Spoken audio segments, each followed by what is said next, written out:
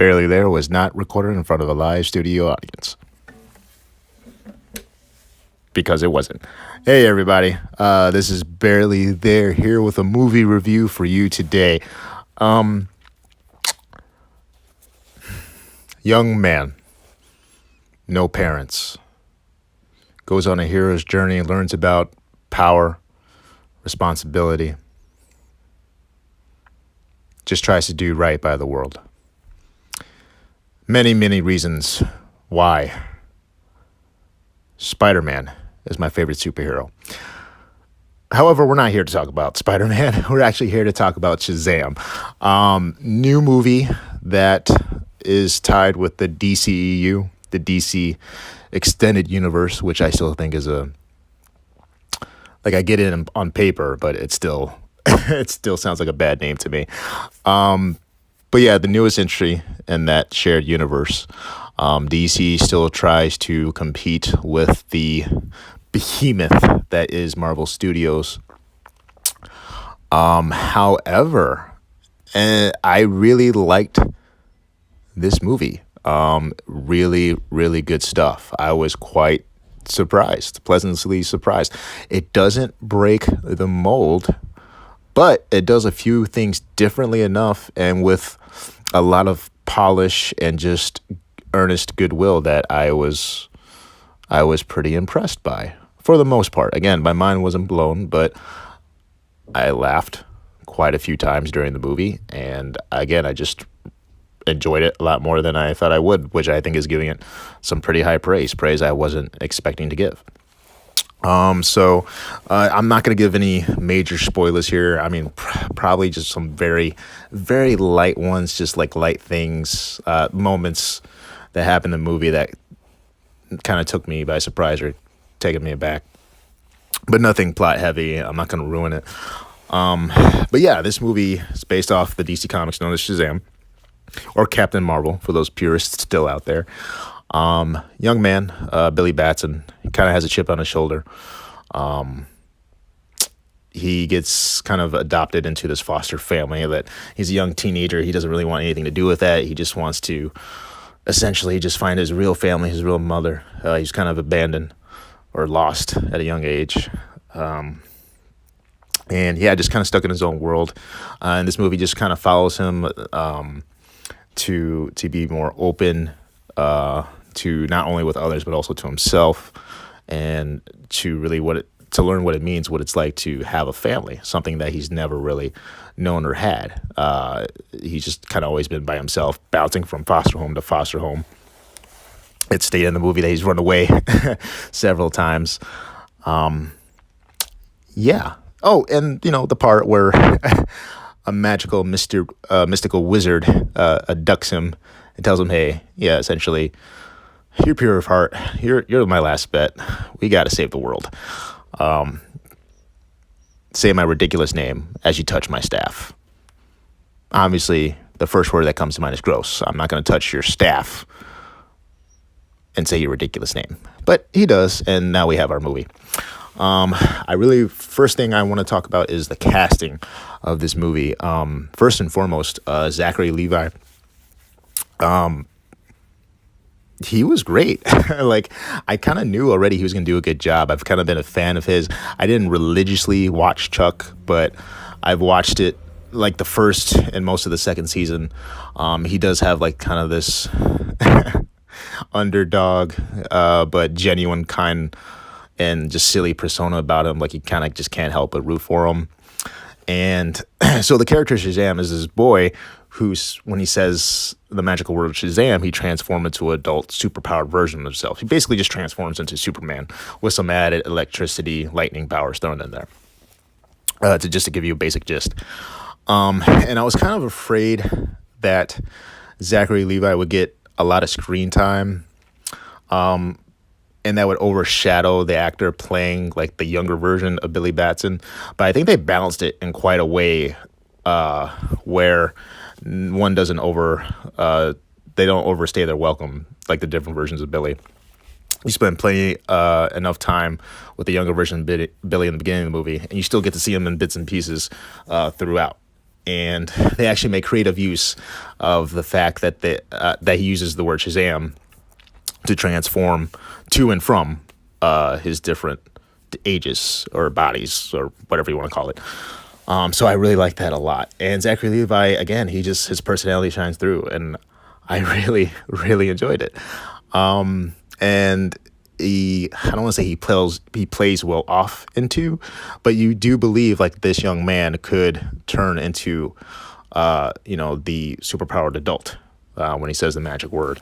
That was another thing I was afraid of, like just from the trailers. I wasn't sure. I thought Zachary Levi played it like too silly, like too goofy, like it was trying too hard to be like a young teenager. But no, in this movie you can see like where one kind of feeds into the other. And it's pretty viable. So I really appreciated that. And the supporting cast, like the foster family, all the kid actors in this movie are pretty great, honestly. Usually in movies, it's kind of a thing where a kid actor is either really, really good or they're really, really bad. It's usually one or the other. It's sad. But all of them, particularly his new BFF, the one he kind of grows closest to in his new foster home, character named Freddie, I want to say. He was really good. He's funny, but not annoyingly so. He talks a lot, but again, it doesn't get tiresome or grating or anything like that, which I really appreciate it. Sometimes you get those sidekick characters who they overstay their welcome, and you kind of just wish they'd shut up once in a while. I don't know exactly why, but I just immediately thought of Donkey from Shrek. We'll talk about those movies another day. but yeah, no, I love that kid in this movie. Is great. And just the foster family, like the home in this movie, like they were pretty legit, and you kind of feel like Billy's like being a dick. Like even the parents are like they're trying to be welcoming, opening, but Billy's just been on his own, and he doesn't really want anything to do. He just wants to do his own thing, find his real family. They do a good job of setting up that little world of this family, of these kids that, they kind of come from a broken past, but they don't dwell on it. They like what they have established in the here and now with this family. And I just really enjoyed that. And last but not least, the villain. A villain, particularly in a superhero movie, can really make or break the movie. The villain here, Dr. Savannah, I want to say, played by Mark Strong, who I love as an actor. He's been in a lot of some of my favorite movies. The first one, and probably the most prominent that comes to mind, is probably the first Kick-Ass movie, which is another great superhero movie that I'll probably review soon too.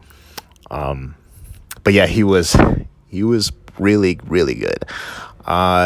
They set up his backstory right in the beginning of it. And you understand right away why he's feeling and doing the things that he's doing. Sometimes it's a little over top, just like a touch, but they always manage to rein him back in. And he pulls off a hell of a performance, I think. Again, nothing groundbreaking, but just exactly what this movie needed. Because again, the main focus of this movie should be about Billy. But a good villain, I think, can draw or should draw a lot of parallels to the main hero. It's like where they're essentially the same character, except one went left and the other one went right. One had a good support system, a good family, a good thing in their lives to keep them grounded, and the other one didn't. And you really see that. You really see that dynamic come into play here, which I really, really appreciated. And at the same time, this is a movie that doesn't take itself too seriously. Many people over many a time have had many a complaint that the brand of these DC movies is that they take themselves way too seriously. And they tried to lighten up and be more silly and funny, and they crashed and burned with Suicide Squad. God, did they. But this is like their first real attempt to do that, to be something lighthearted and comedic while still telling a story that's actually easy to follow. And even though it features literally wizards and magic, you kind of just can't help but buy into, because the acting is good, the plot has some heart in it, and it's easy to follow, which is none of the traits that Suicide Squad has. So yeah, I am quite surprised by this movie. It honestly, it's probably my favorite in the DCEU right now, in the DC Universe movies. That's probably not saying a lot. It's not like we had a lot of winners. The only one, honestly, my favorite DC movie so far, honestly, was the first one, was Man of Steel. I actually really liked that one, for the most part. Yes, that movie is not without its flaws. I'm not arguing that at all. But I really liked it. I liked it a ton more than Man of Steel. And even I will acknowledge that Wonder Woman is a better movie. I just happen to, and I'm not saying that because, I'm afraid to appear sexist or whatever. Wonder Woman is a better movie than Man of Steel, just overall, no doubt. But I don't know why, but something about Man of Steel just struck me. I felt like they're doing something new, something different. It did go over the top in many different areas, but I enjoyed it for the most part. But I think Shazam now has it's taken that place as my new favorite DC movie.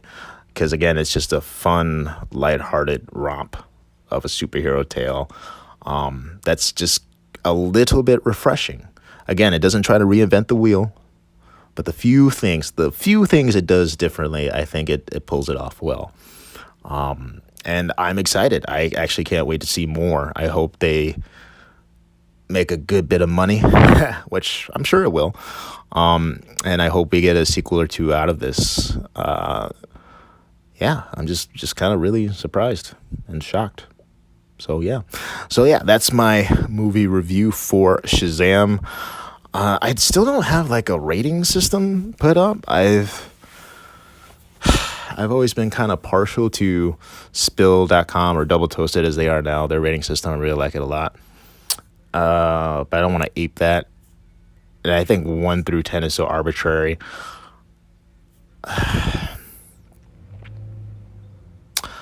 So until I come up with a rating system, I'll just simply say, this movie is worth seeing in theaters. I don't think you need to necessarily rush out and go see it. This is the best superhero movie of the year. Oh my God, finally.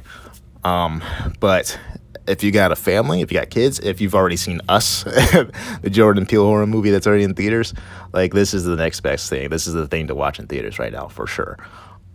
Just really kind of surprised again and taken aback. I really, really enjoyed myself.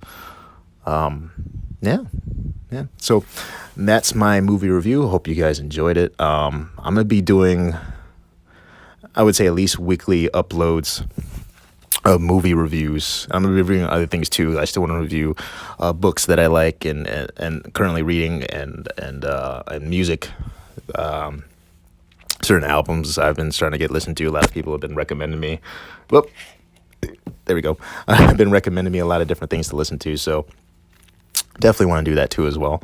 But yeah. So expect, I'll say 1 or 2 of these a week. And special shout out to my boy, Jeremy, for coming up with this dope art that you're seeing right now for this review, this Shazam review from Barely There. So yeah. Thank you very much. I hope you enjoyed it. Check out Shazam. Let me know what you guys think about it. If and when you guys do go see it, let me know in the comments below. As literally every YouTuber says, I'll think of a better sign off. Don't worry. But yeah, thank you for listening and keep watching. All right, guys, that's a wrap. How many more days till Avengers Endgame? That long? Seriously? Hobo came and told me we all got a chicken duck woman thing waiting for us.